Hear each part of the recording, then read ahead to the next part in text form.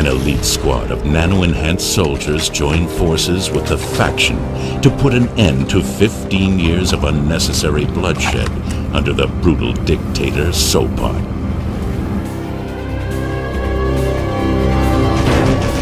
Red Faction 2.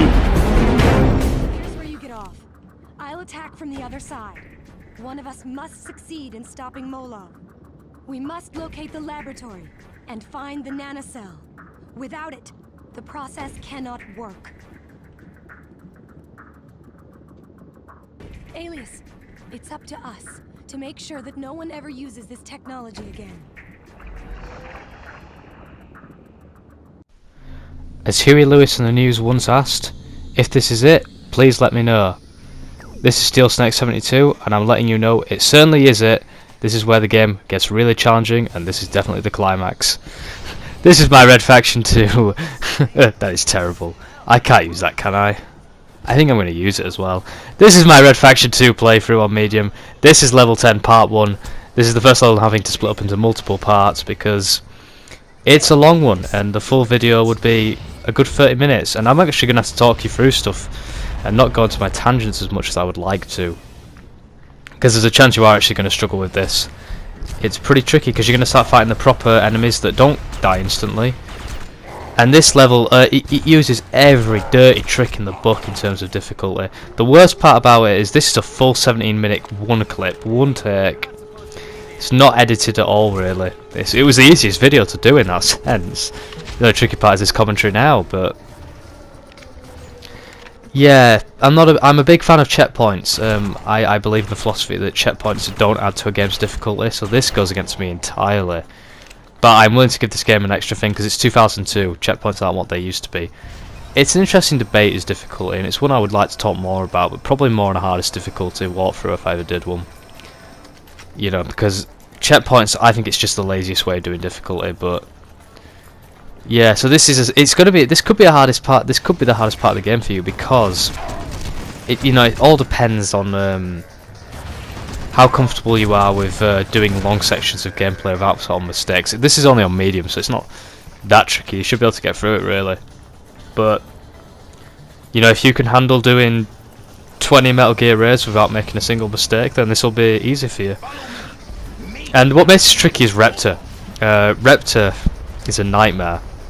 He will appear at random points in the level, and he'll fire that really annoying grenade launcher at you that's really awesome when you get to use it yourself, but that thing hits you with all grenades, you're dead. No questions, don't matter how much health you've got, doesn't matter if you've done 18 minutes of gameplay and you've almost completed the level and you take a wrong turn in and he's waiting for you. It's the end! Which you may have guessed happened to me, and that, I can't even tell you. I can't even talk about it without just getting angry almost. Your weapon of choice here, guys, is for me the precision rifle, because it has such incredible hip fire. Unfortunately, ammo can go quite quickly, but it's very powerful, and the hip fire is really incredible for a sniper rifle. But I just use the weapon that you're comfortable with. Get used to doing headshots, because they're the only thing that's going to work on this level, guys. Nothing else will work, nothing else will do. And it's a pretty straightforward level, in all fairness. You just gotta make sure you don't screw up. Take it careful, take it slow. So if you've been rushing this, it all depends on how you've been playing this game tonight. If you've been playing it careful for the past few levels, then this one's pretty much the same thing. What you got to be careful of, though, this level is pretty cheap at times. Enemies will turn up behind you, they'll turn up around the corners. It can get extremely frustrating because of that. And the precision rifle ammo, as much as I love this gun, you do seem to burn through ammo a lot quicker than you think you should do. At least that's just how I felt using it. So this is a level you're going to be on. You have to be on your guard. You can't be just plugging in Spotify and just chilling when you're on this difficulty. You're going to have to focus a bit. Unless you're a veteran of this game and you're a million times better at it than me, which you probably could be and most certainly are. Because I don't think I'm that good at this game. I just played it a lot when I was young. And even then I used to play it with cheats and only the first few levels. Because the cheats were so fun. I would love to actually just do a playthrough with the cheats on. Just mad things. I love cheats. Cheats need to make a comeback, like seriously. Like, does anyone remember the cheats on like COD 4? Like, for as much shit as I will give the Modern Warfare Remaster, they actually added some cheats with the intel pieces, which I will love them for. Like, one of the cheats now, Sakayev's Sons, makes all the enemies become Victor Sakayev, and they've all got RPG-7s. Every enemy in the game will have an RPG, which it is just so hilarious. Like, I would love to do Veteran on that game with that. I reckon it'd be actually easier, but I'm not too sure. Because the problem with Modern Warfare Remastered was a disaster for me, because I wanted to play that on Veteran and get a real good challenge again. Because that game's hard. That game is hard on Veteran. But they ruined it. They made it really easy for some reason. I can't put my finger on what they did, but they certainly made it a lot easier. Because if I go on COD 4 Veteran, I will struggle. One thing they didn't make easier though was definitely Mile High Club. I gonna have to be 100% honest here, as much as I don't really want to be. I did not do Mile High Club on Modern Warfare Remastered on Veteran. I just couldn't do it this time. I can do it on COD 4 without a single issue, but for some reason, Modern Warfare Remastered, I couldn't do it. Really irritated me, that. And the reason I think it was harder on Modern Warfare Remastered is I think they've changed the way the flash grenades work. I don't think they're as effective. Because I can definitely do Mile High Club on COD 4, the original, a lot easier. The flashbangs I think are a lot more effective and actually work. I still have the platinum though for Modern Warfare Remastered, because I used a slight glitch that I found on YouTube to do the Mile High Club, which is against me entirely, but I thought this is too cheap and I want that platinum. The things I do for platinums, and I'm not even the biggest trophy hunter anymore. I used to be. I think I've got like 5 platinums, I'm not even sure. But not so much these days. I'm not too bothered about them. I like to just do games on hardest difficulty. It gives me a greater sense of challenge and accomplishment, and it actually makes games last, because these days you can just blast through them in like 2 hours if you know what you're doing on a medium difficulty. At least upping that difficulty will increase your play time somewhat. Not that I want to be a completely against short games. Sometimes short can work to greater effect. I think Alien Isolation, for instance, that game would have worked a hell of a lot better if it'd been an hour or so less. For me personally though, I still enjoyed Alien Isolation for the full it, but being an Alien fan and being a fan of the setting, I think it worked for me. If you're not a fan of the setting or anything, I think you would struggle. I think it tends to go for this whole Resident Evil 1 to 3 vibe, and there it is. See, look, enemies appearing behind you. I absolutely hate that. It's wrong, and I completely disagree with it in game design. Stupid. Rant over, mini rant. I think Alien Isolation tries to follow like the Resident Evil 1, 2 and 3 like philosophy of like doing lots of backtracking, more so Resident Evil 1. But those worked in 1996. That kind of game design worked from 1996 with the Resident Evil 1 to the Resident Evil remake in 2002. After that, it's a bit stale. It doesn't quite work anymore. And you've got to, if you do it, you've got to do it well designed. And Alien Isolation didn't always do that. It kind of just made you backtrack for the sake of it. And I guess Resident Evil's a good one to talk about because, as I'm recording this, TGS is just happening, Tokyo Game Show. I believe it's Tokyo Game Show. There's been a bunch more trailers recently. And they finally released some news on Resident Evil 7 Not a Hero DLC, which, remember when we finished that game in January and it said coming in spring 2017, and it's now September, and we've only just got a release day on it, and thankfully it's coming December 12th. And they released some gameplay of it, but I have to admit, guys, I wasn't the biggest Resident Evil 7 fan. I was being told by everyone it's amazing. All the critics were going mad, saying, "Oh, it's a return to form for Resident Evil." But I'm in the opinion that it's not. I can't tell you whether Resident Evil's on the rise right now, because Resident Evil 7's a fine game. It does its job, but there was nothing it did that distinguishes it from any other Resident Evil. There was not one single thing.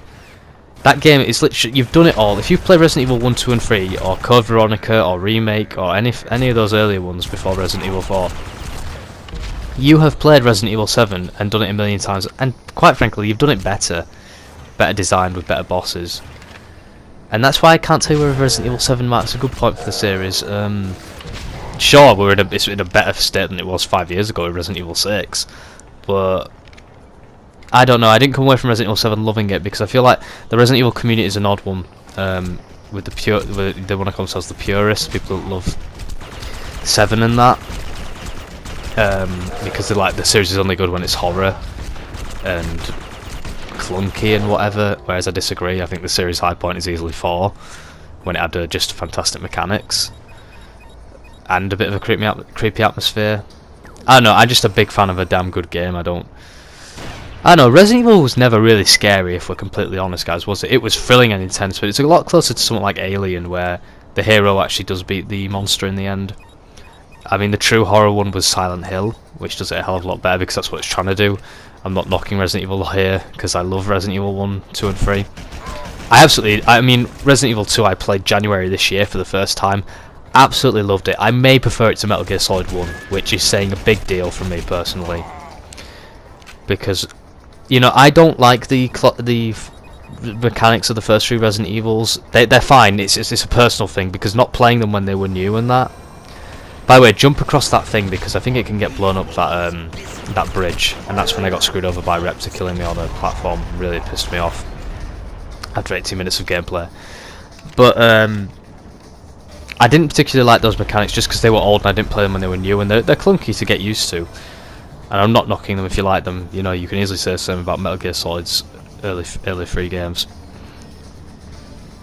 But Resident Evil 2, I absolutely loved it, and I didn't need a guide to finish it, and I did it all naturally on its own. I loved it, every single second of Resident Evil 2 I loved. I was on the edge of my seat from start to finish, and it was a good short game, but it's so replayable with all the different campaigns. That's how you do, you know, length in a game. Don't make the game just 20 hours long, make it replayable with different characters, different scenarios, and depending on which campaign you play through first will affect the second one. That's how you do, that's called good game design.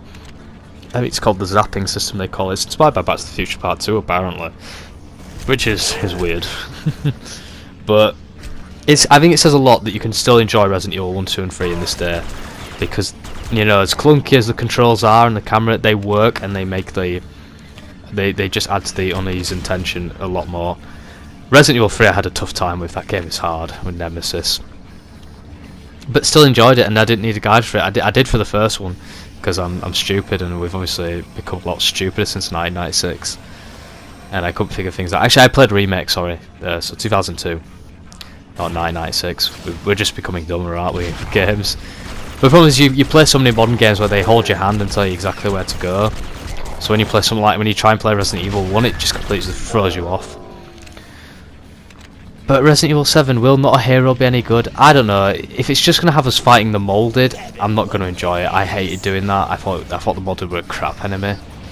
They just knock off regenerators from Resident Evil 4, but just not anywhere near as good.